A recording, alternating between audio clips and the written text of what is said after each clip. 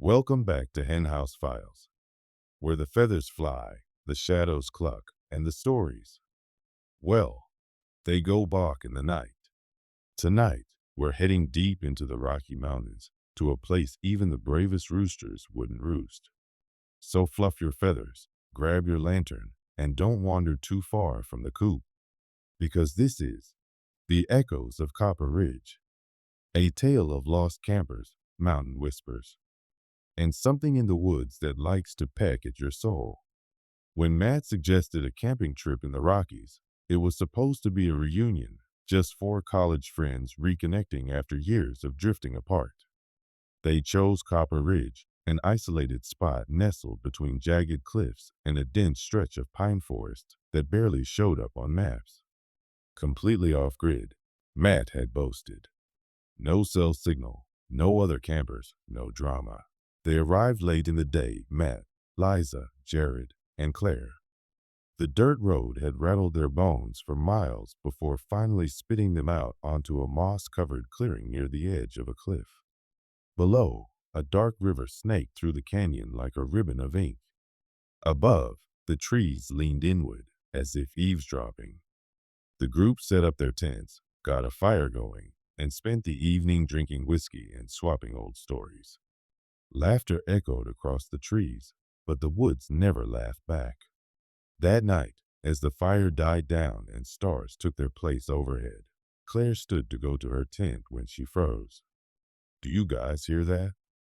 Everyone went still. From the woods, there was a soft sound. Not a growl, not a howl, a whistle. Three high-pitched notes, rising, falling, rising again, like a nursery rhyme played on a broken flute. Jared chuckled nervously. "It's probably a bird or something." "In the middle of the night?" Liza asked, clutching her coat tighter. Matt grabbed a flashlight and pointed it toward the tree line. Could be wind through a hollow tree or some mountain echo. But the whistle repeated. And this time, it was closer. None of them slept well that night. Day 2. The next morning, the mood was lighter. They chalked it up to nerves and mountain acoustics. The group hiked along an old trail Matt had found on a topo map. The path twisted between boulders and fallen trees, eventually leading to an abandoned mining shaft, boarded up and draped with rusted chains. "Copper Ridge Mine," Matt announced. "Shut down in the 40s. Supposedly haunted."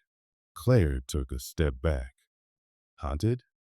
"There were cave-ins," he said, "and rumors that miners would go missing down there. Weird stuff. But it's safe. We're not going in." Still, they stood near the entrance, drawn in by its silent invitation. Someone had scratched something into one of the wooden beams. Liza leaned closer and read aloud. "You don't find copper.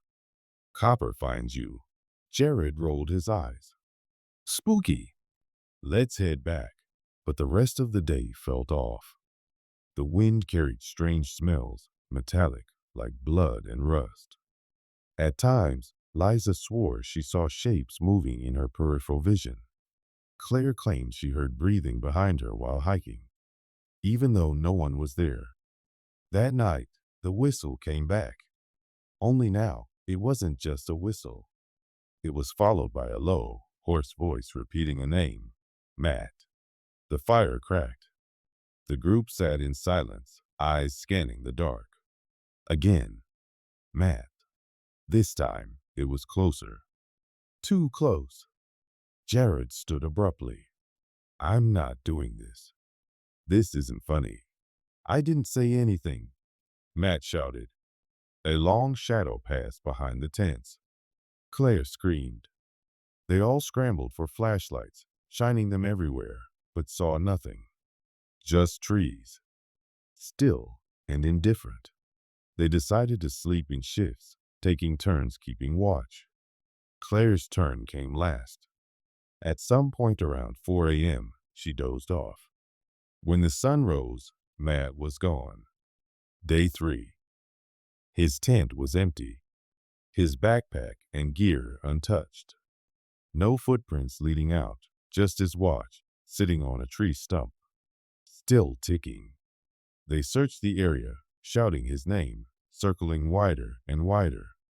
Liza found something half buried near the edge of the mine shaft, Matt's baseball cap. Inside the brim, in dried mud, someone or something had drawn the symbol of a spiral. They packed up camp immediately, but the truck wouldn't start. The battery was completely dead. No big deal, Jared said. We'll hike out. It's just a few miles back to the main road. But the trail was gone. They retraced their steps, but the landscape had changed. Landmarks were missing. Boulders had shifted. Even the sun seemed to hang in the same spot for hours. It was like Copper Ridge was moving around them. Claire began to unravel. She whispered about how the mine was calling to them. How Matt wasn't lost, he was taken. How they needed to give it something back. Liza snapped. Shut up, Claire. No one's getting taken. We're leaving. But Claire was already walking toward the mine. They ran after her, but she was too fast, too determined. She disappeared inside the boarded entrance, slipping through a narrow gap between the planks. Jared and Liza stood frozen.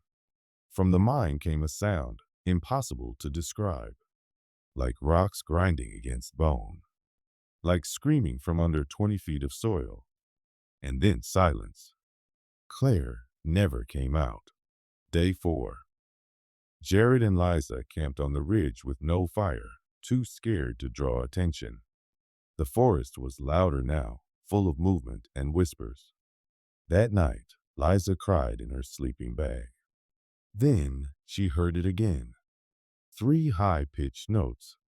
Whistle, whistle, whistle, and a voice, Liza. She grabbed Jared, but he was stiff, eyes wide open, dead. No marks, no wounds, just gone. The watch lay beside him, still ticking. Liza ran, into the trees, over rocks, through streams. Branches slashed at her skin. Something followed, never visible, but always present. She ran until her legs gave out and she collapsed on the riverbank, sobbing into the moss. And just before she lost consciousness, she heard it. You don't find copper. Copper finds you. Epilogue. Weeks later, a search team found only 2 things: Matt's wristwatch, still ticking, and Liza's phone, water damaged but intact. On the phone was a single video. The footage showed Liza, sitting in the woods, whispering into the camera with wide, terrified eyes. There's something in the ridge. It wears the woods like clothes. It takes your name, your voice, your memories. When you hear it whistle, run. But it won't matter. She looked directly at the lens, trembling. It's already behind you. Then the video cut to static.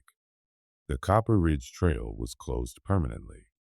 Not for safety, but for secrecy. The forest is reclaiming the campsite now. No one goes near the mine.